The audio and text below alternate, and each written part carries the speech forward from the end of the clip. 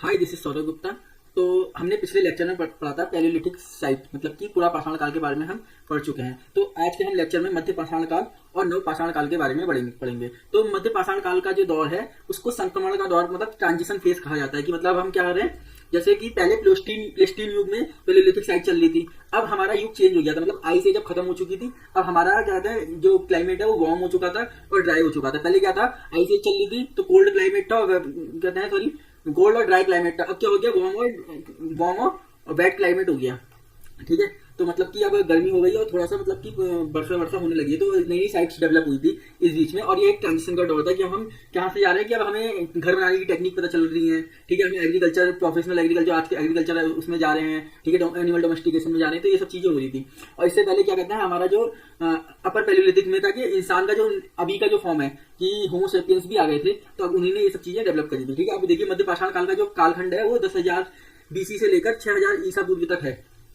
10,000 BC से 6,000 BC तक है। ठीक है, और इसकी खोज का जो श्रेय जाता है जॉन इवान को हो जाता है। ठीक है, अब क्लाइमेट में हमने देख लिया कि क्लाइमेट क्या हो गया, गर्म हो चुका है और बारिश मतलब की आर्द्रता हो चुकी है, आर्द्रता भी आ रही है। तो अब यहाँ पे क्या स्थायी बस्तियां बनने लगी कि अब जैसे सेटलमेंट्स बनेंगे, क्योंकि जब क्लाइमेट गर्म है और चीजें मतलब होंगी तो हमें खाने के लिए चीजें मिलेंगी, सब चीजें होंगी, तो क्या हो जाएगी कि स्थायी मतलब बस्तियां पूरी तरीके से नहीं बननी, बस्तियां बनेंगी आपकी क्या कहते हैं जो नव पाषाण काल है उसमें बनेगी। लेकिन ये ट्रांजिशन का फेस है कि यहाँ पे चेंजेस हो रही है चीजें। हम हेलोसीन युग में आ चुके हैं ना, इसलिए अब यहाँ पे हमें डोमेस्टिकेशन तो हमने पिछले क्या हमने बोला कि वहाँ पे स्टार्ट कर दिया था, लेकिन अब यहाँ पे प्रॉपर रूप से कि पालतू पशुओं को पालना हमने भेड़ वगैरह ये आम बात हो गई थी। जो सबसे पहले जो पशु का डोमेस्टिकेशन हुआ था वो कुत्ते का हुआ था, एक जंगली कुत्ता था।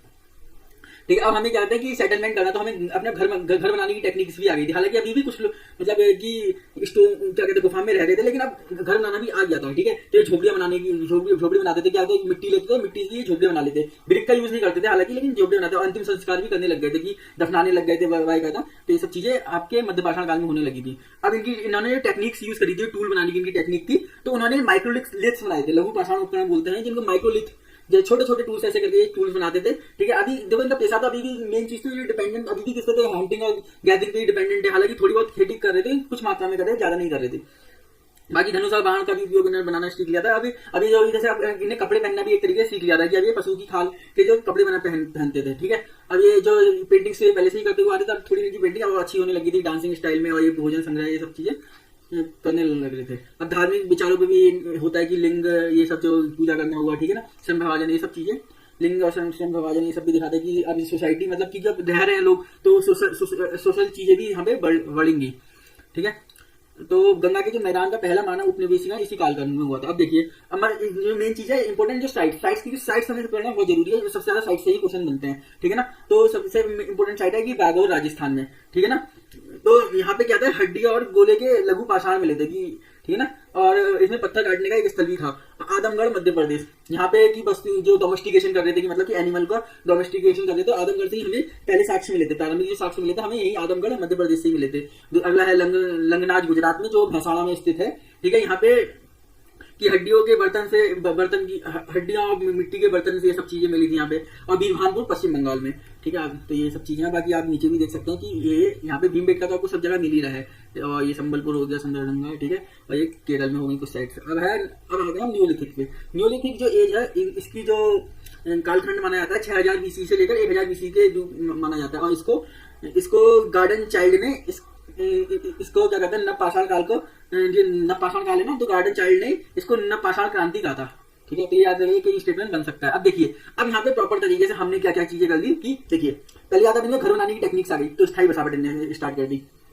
अब स्थायी बसावट में ऐसा नहीं कि मिट्टियों के मतलब ईट भी बना रहे हैं, ईट लेकिन ये नहीं कि फर्नेस में जाके जो ईट गर्म करके जो भट्टी में सेकते हैं ईट वैसे बना रहे, नहीं। ये क्या करते थे, ईट कैसे बनाते हैं कि ईट ने मिट्टी ली और मिट्टी को जो सन ड्राई मतलब कि सन के बीच में रख दिया और ये धूप से अपने आप सीख जाती थी। तो ऐसी ईटों को ईट्स का यूज कर रहे थे। आपको मिलेंगी क्या कहते हैं, मेहरगढ़ जो साइड है ना, वहां पे आपको मिलेगा कि ये ईट्स कैसे बनाते थे, सन ड्राई करके बनाते थे। बाकी नहीं तो ये मिट्टी के घर बना देते और झोपड़ियां। ठीक है, अब बाकी कृषि की शुरुआत हो ही चुकी थी, तो ये कौन सी जो फसलें उगा रहे थे, वीट राइस ये तो उगा रहे थे, बाकी रागी कुलथ अनाज ये सब चीजें उगा रहे थे। बाकी अब इन्होंने मिट्टी के बर्तन, क्योंकि अब इनके पास सरप्लस अनाज है तो कहीं स्टोर करने के लिए कुछ ना कुछ चाहिए होगा, तो बर्तन बनाने स्टार्ट करेगी, वहां पे हम स्टोर करेंगे ना, तो यहाँ पे इन्हें मिट्टी के बर्तन स्टार्ट करे बनाने। बाकी टेक्निक्स क्या होगी, अब देखो यहाँ पे व्हील सबसे जो इंपोर्टेंट चीज है, यहाँ पे व्हील का आविष्कार हो चुका है। ठीक है, पहिए का आविष्कार हो गया, तो पहिए का आविष्कार से कितनी चीजें फायदा हो गई, और कपास ऊन काटना ये सब भी जानने लग गए। ठीक है। बाकी सोने का धातु के रूप में इनको ज्ञात हो गया था। अब इनकी जो इंपोर्टेंट साइट है वो समझिए। इंपोर्टेंट साइट सबसे जो मेन इंपोर्टेंट साइट है मेहरगढ़, जो कि बलूचिस्तान में है। ये है बलूचिस्तान पाकिस्तान में, ठीक है। इसको राइस बाउल और क्या कहते हैं, ग्रेनरी कुछ कहा जाता है कि मेहरगढ़ को ना, क्योंकि यहाँ पे जो जो साइट थी उनके जो सबसे पहले किसी के साक्ष्य यहाँ पे मिले थे। इन्होंने वीट और राइस बहुत मात्रा में यहाँ पे उगाया जाता था, वीट और राइस। बाकी ये मड ब्रिक का यूज करते थे, जैसे हमने मिट्टी की ब्रिक बना दी और उनको सन ड्राई कर दिया, उस टाइप की ये ब्रिक का यूज करते थे अपने घर बनाने के लिए, ठीक है ना। तो ये देखिए बाकी कपास और गेहूं जैसी फसलें भी उगाते थे। और अगली अगली साइड है बुरझोम और चिरांद। देखो चिरांद और बुरझोम में सिमिलरिटी ये है कि यहाँ पे जो हमें मिले थे कि ये यहाँ पे ये है ना कि बुरझोम और चिरांद में हमें ये जो बुरझोम और चिरांद में क्या हुआ था कि दोनों जगह पे हमें जो टूल मिले थे वो हड्डियों से बने हुए टूल मिले थे, ठीक है। तो दोनों जगह में यहाँ पे हड्डियों से बने टूल मिले। बाकी ये इनके यहाँ भी एग्रीकल्चर था। और ये बुरझोम है, यहाँ पे ये क्या कहते हैं गड्ढा करके घर बनाते थे, ऐसे जैसे कितने गड्ढा बना दिया था और यहाँ पे ये रहते थे। इस टाइप की यहाँ पे टेक्निक्स बनाते यूज कर रहे थे। बाकी इलाहाबाद के पास कोल्डिपा और महागरा ये भी साइट्स हैं। बाकी आप साउथ इंडिया में भी देख सकते हैं ये साइट्स। तो दक्षिण भारत में कौन कौन सी साइट थी, एक तो पिल्लिकल, ब्रह्मागिरी, मस्की, तलाकुट्टा, हल्लूर, ये कर्नाटक में थे। और ये यहाँ पे एनिमल डोमेस्टिकेशन के प्रमाण मिलते हैं। इन्होंने कौन कौन से भेड़ बकरियां ये सब पाल रहे थे। और बाकी ये दुर्गा देवी उड़ीसा में बालासोर डिस्ट्रिक्ट में ये आपको ये साइट्स मिलती है नवपाषाण काल की। तो ठीक है, डेट्स इट। मिलते हैं फिर नेक्स्ट लेक्चर में।